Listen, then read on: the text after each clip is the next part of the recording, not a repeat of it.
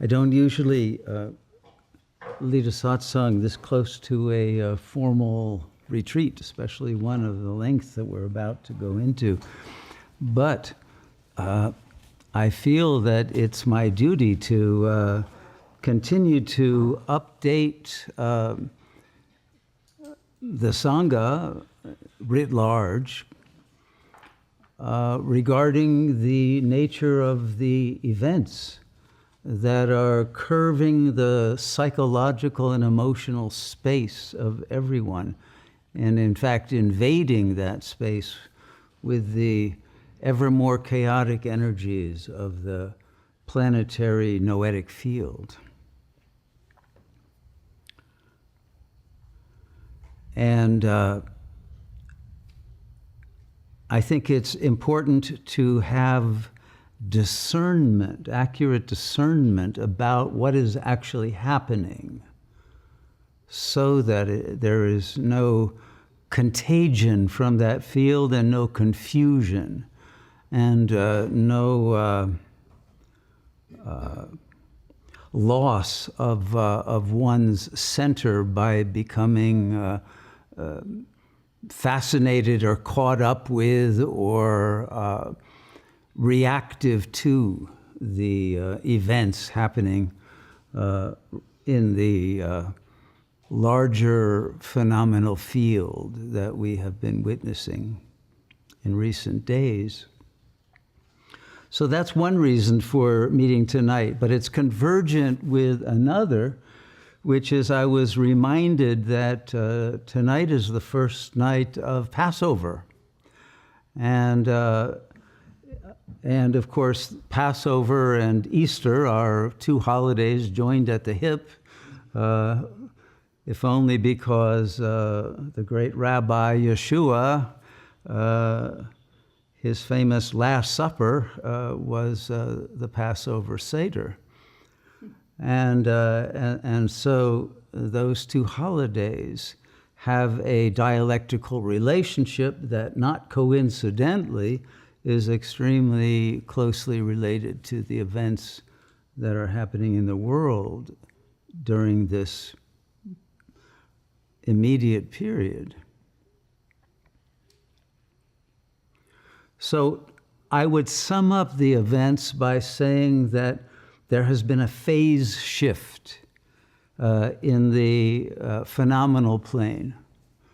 I think the easiest symptom to recognize that in is the now infamous Trump tariffs, which, depending on what day it is, the level of those tariffs and the targets may be entirely different from the day before or the day after.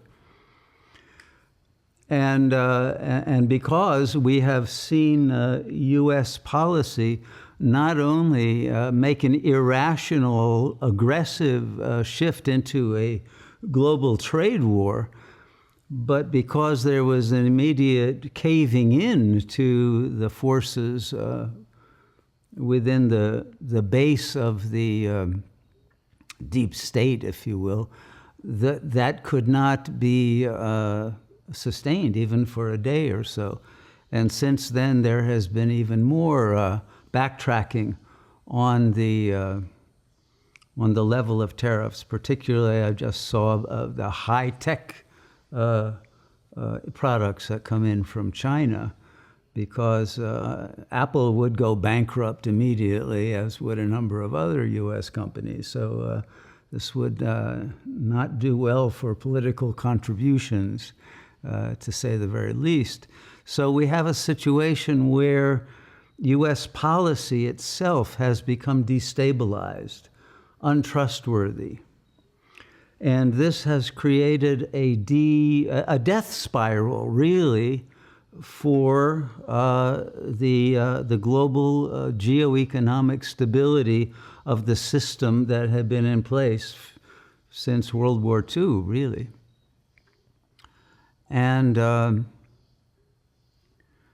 once it has been destabilized, the dollar system as reserve currency,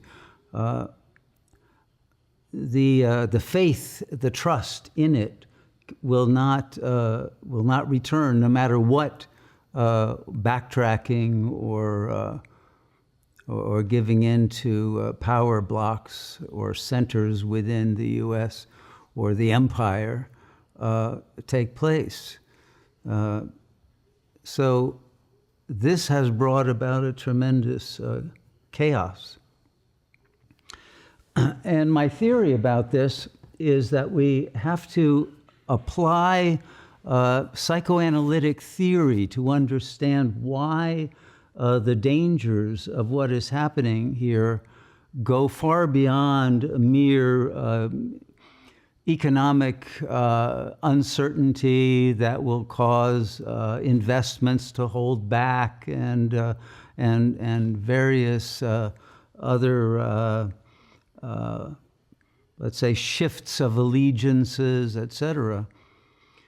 But if you remember the definition that Jacques Lacan gave to psychosis in the early seminars of his theorizing, it was based on the foreclosure of the name of the Father as the stabilizing master signifier that kept an ego neurotic rather than psychotic. So, in other words, it was delusional, but it joined with the collective delusion rather than falling into an individual delusion that was maladaptive to the capacity for relationality, and therefore creating conflict with the reality that was projected. So in the traditional culture before modernism, the name of the Father referred to God the Father. And it was one's faith in God and in the commandments of God that created the stability of cultural values. And for a long time, you could depend on those values. And if you go back far enough into the medieval period, when there was still an authentic living up to the values of aristocracy, which included noblesse oblige and altruistic service by those who had the power to sustain a community, a culture, a civilization. The name of the Father that justified the doctrine of the divine right of kings enabled a relatively harmonious political establishment to replicate itself generation after generation. But as we know, the gradual and then accelerating corruption of the aristocracy led to revolution. French Revolution, American Revolution, Russian Revolution. And this is what ushered in the First World War and the loss of the traditional kingdoms of Europe, etc. And the overthrow of the Tsar in Russia and the Habsburg Empire, the Ottoman Empire, all of the empires that had lasted so long and created relatively stable political conditions gone. And there was an accelerated brutalization of society as the capitalist culture, which is based on competition and the valorization of greed, and combined with the rise of scientism, which was a pseudoscience based in Darwinian randomness of evolution, meaninglessness of the world and of consciousness, and atheism naturally, and materialism and consumerism to support the new system. And this created an antisocial social structure.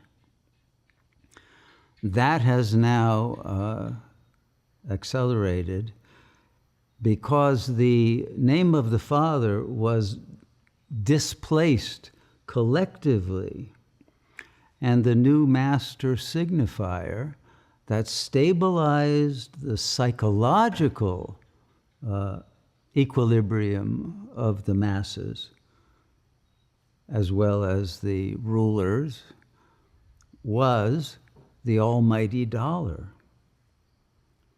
That was the new god, Mammon.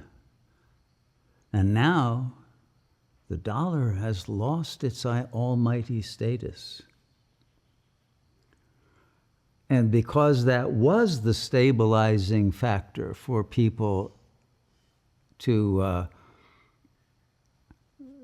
think they know what's what and how to make decisions in life and who they are, depending on their bank accounts and investments and etc., that were all related to the aggregation and use of those almighty dollars.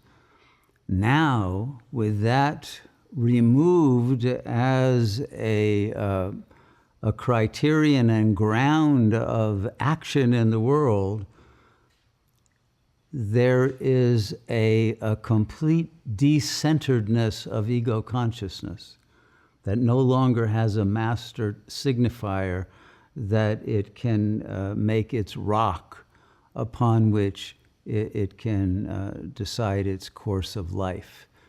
People's professions, their engagements with the world, their ability to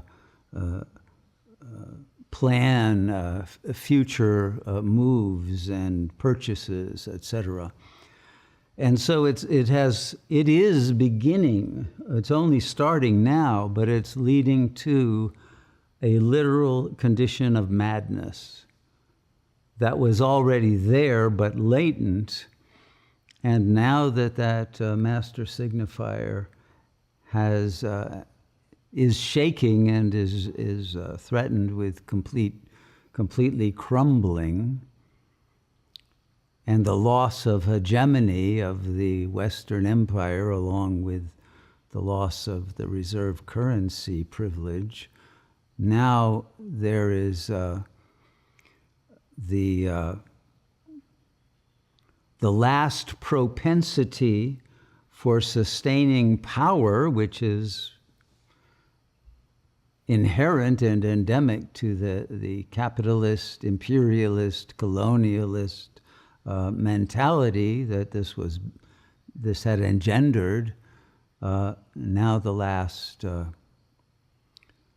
card to play, since that's one of the more popular memes now, is war, all out, hot war, not trade war, because the trade war was just lost. There's only one last card before total collapse. But I think that healing of the agonies that pretty much everyone within their frame of reference is now undergoing is imperative for one's own ability to sleep at night. And so the next retreat that's in a week will be devoted largely to coping with this situation through the use of the knowledge that we have been given by those divinely inspired sages, and through our own divine surrender to the Supreme One, that do open the Red Sea for passage through to the promised land that Buddhists would call the Pure Land, which is not a place on earth, but a locus of consciousness in non-duality and in the unified field in which all are perceived as manifestations of the goodness of God that abides behind even a very evil-seeming mask in this theater of the absurd that is tragedy and comedy and every other genre that is the masterpiece of the great playwright that is now bringing this theatrical spectacle to a fiery conclusion and a resurrection. So may we all be blessed by passing through the eye of the needle, the open Red Sea, the crossing of the bardos between life and death and between death and eternity, and reaching the completion of eternal life and light and infinite intelligence and joy and power of creation that is our true birthright, that we have lost by clinging to our attachments to the illusory goods of an unreal world that has lost its mooring in the goodness of God. And may we be redeemed from that fallen state. Namaste.